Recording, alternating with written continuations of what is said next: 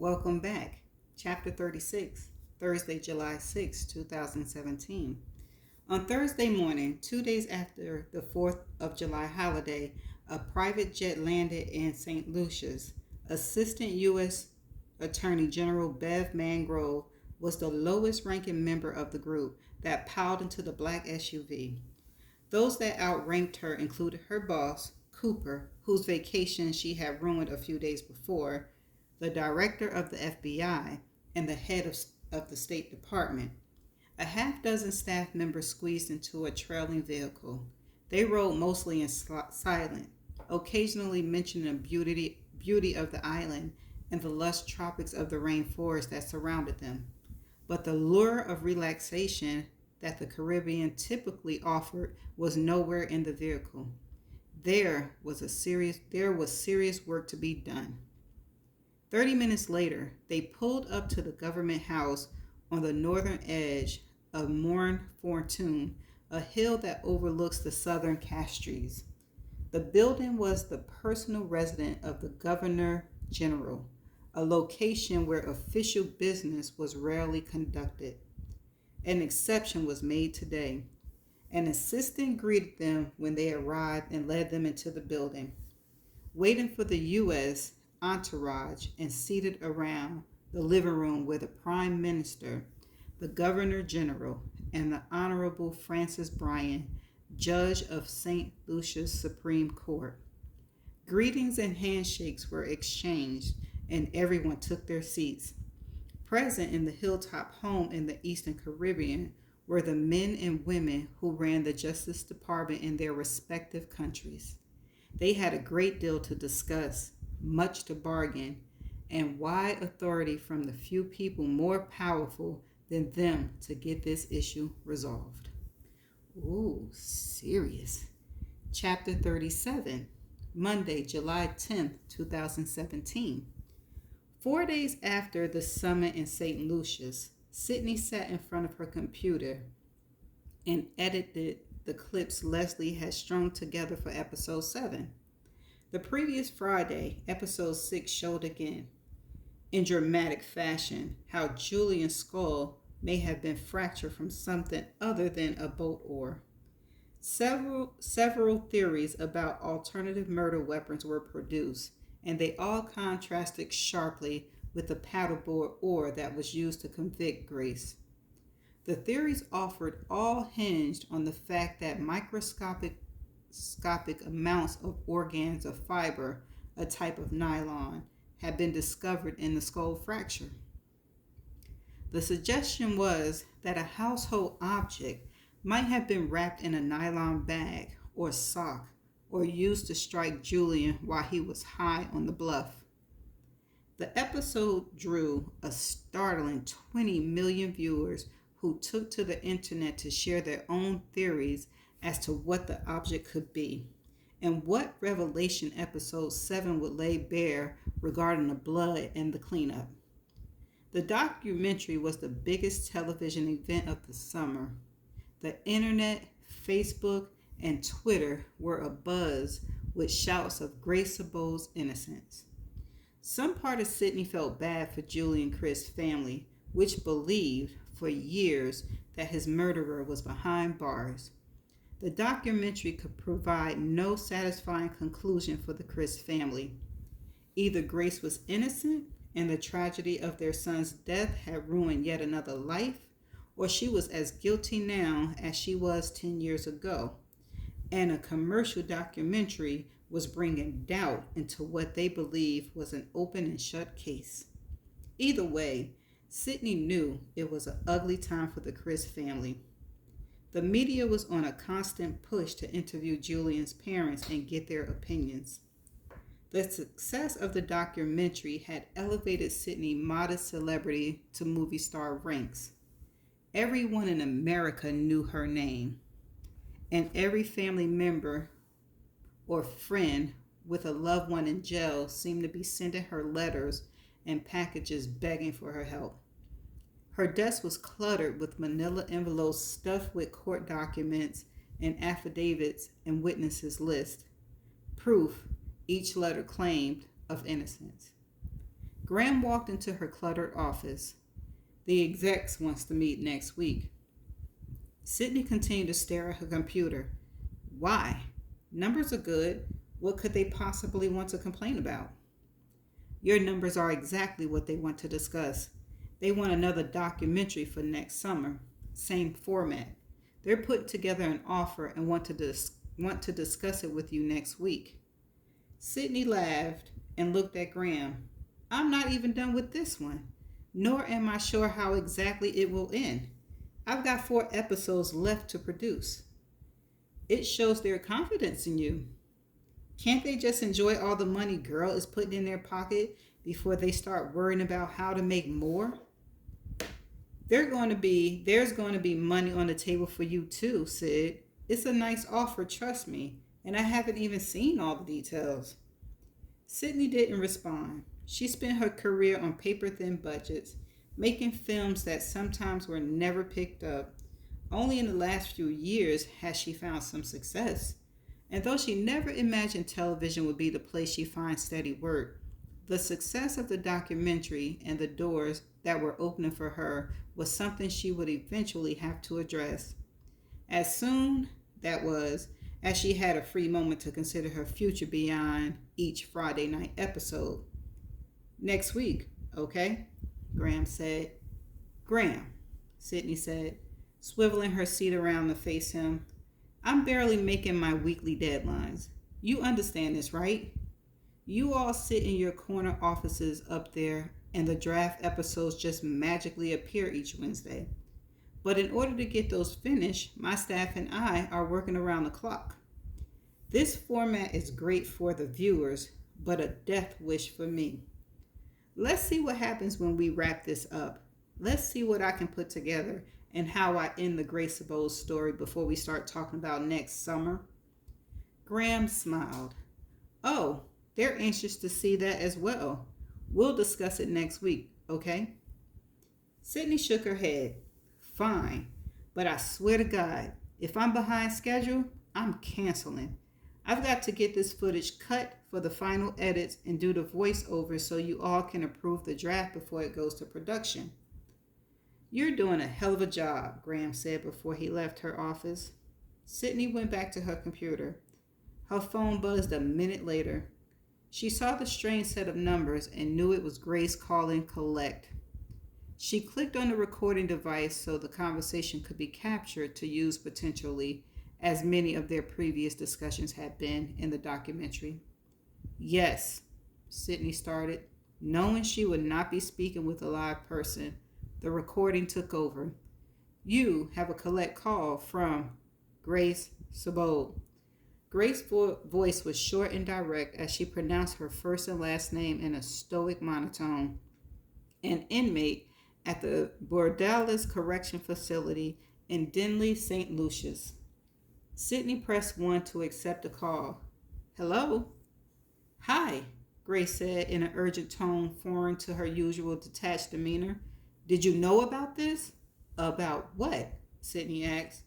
My correctional officer, who I meet with once a month, just told me the Prime Minister is looking into my case. He said they're considering a pardon or a retrial or acquittal based on new evidence that was presented to him.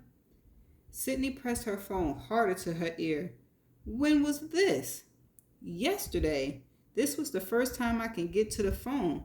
What's going on? I'm not sure.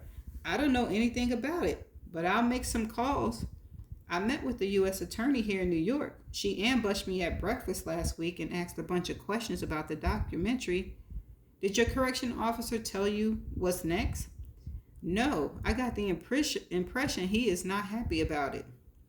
Oh, I'm sure none of the people who were involved in your conviction are pleased right about now. It makes them look bad.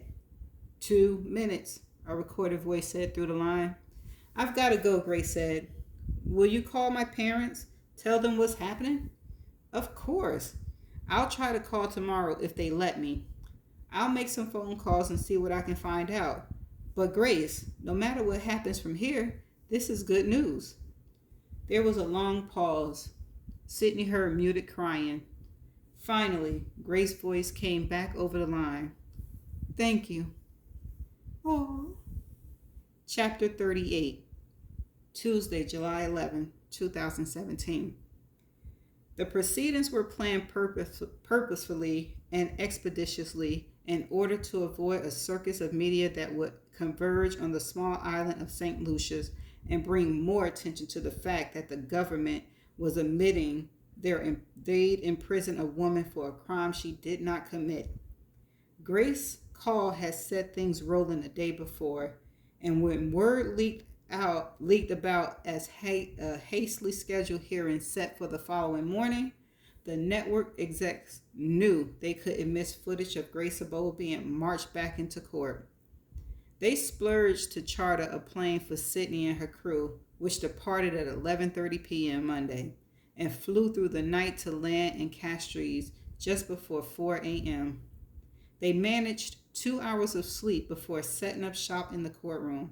Sydney and Leslie, as well as Derek and his camera crew, were the only media present visible in the near-empty courtroom. At 9 a.m., the Honorable Francis Bryan took his place behind the raised bench. He brought the court to order, and from a side door, Grace Abold was led into the courtroom by 2 armed guards.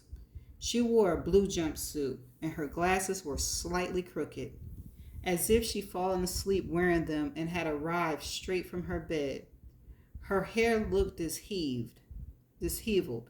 Sydney had the impression that since Grace's phone call less than 24 hours ago, things had moved quickly for her. The St. Lucian government was doing their best to clean their hands of the situation. Grace scanned the thin crowd, looking, Sydney was certain, for her parents and her brother. She settled on the only familiar face that was present, Sydney's. Sydney lifted her hand in a small wave and smiled. Grace's eyes displayed shock and confusion, still unsure exactly what was transpiring. She took a spot next to the court-appointed counsel while the High Court came to order. The Honorable Judge Bryan spoke. Mademoiselle Abold, are you right mind this morning and properly represented by counsel?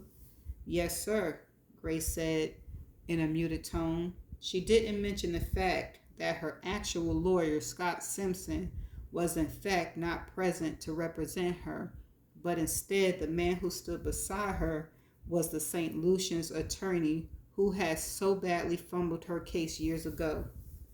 Derek captured the courthouse scene.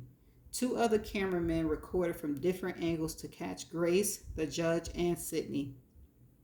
Under St. Lucia's statute, the Honorable Judge Bryan continued, in accordance with the Eastern Caribbean Supreme Court, as well as the Judicial Committee of the Privy Council, and in light of new evidence provided to the court by the government of the United States and reviewed by the St. Lucia's authorities and this High Court, it is within my right and is my final decision, along with the Prime Minister and the Governor General, to reverse the rulings on June 29, 2007 of murder in the first degree.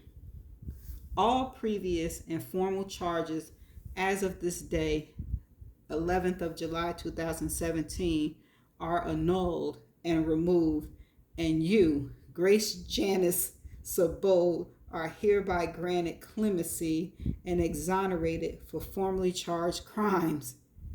Whoa! Despite the thin attendance, murmurs filled the court. The Honorable Bryan did not bother to silence the crowd. Instead, he offered a quick apology to Grace, directed the guards, and banged his gavel. He was up and gone through the rear doors, having spent less than 5 minutes on the bench. Grace looked back at Sydney. Tears ran down the inmate's cheek as the guard pulled her toward the exit as her counsel whispered in her ear. The entourage of constables ushered her through the side door from where she emerged. A mere 7 minutes after the court was brought to order, Grace Abold was exonerated. Wow. The proceedings had moved so swiftly that Grace's parents were absent when their daughter was released from prison. Their flight was scheduled to land that night, and without a soul to welcome Grace when she was released, Sydney found herself late in the afternoon waiting next to a taxi in the parking lot of the correction facility when its gates opened. Clanking chain links rattled and whined in protest, but finally parted to grant the 36-year-old prisoner, who had spent more than a quarter of her life within its wall, her freedom. Along with a handful of local press and a one-man camera crew from The Voice and The Stars, two of St. Lucia's largest media outlets, Derek rested the camera on his shoulder and captured the gates parting and Grace's face as she walked into the warm, sticky Caribbean air and looked up at the sky as if she hadn't seen it in years. She had, though. Sydney's voice would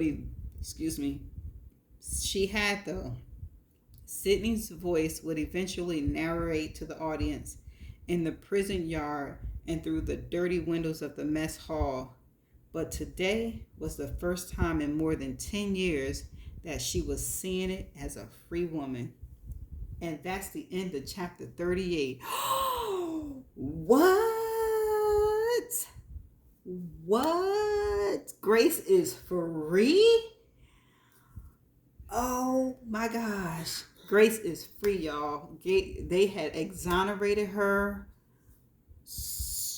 all from the evidence. That was quick. That was too quick. So, with that being said, Grace is going to be free, right? She is exonerated. So, can they try her again for the same crime?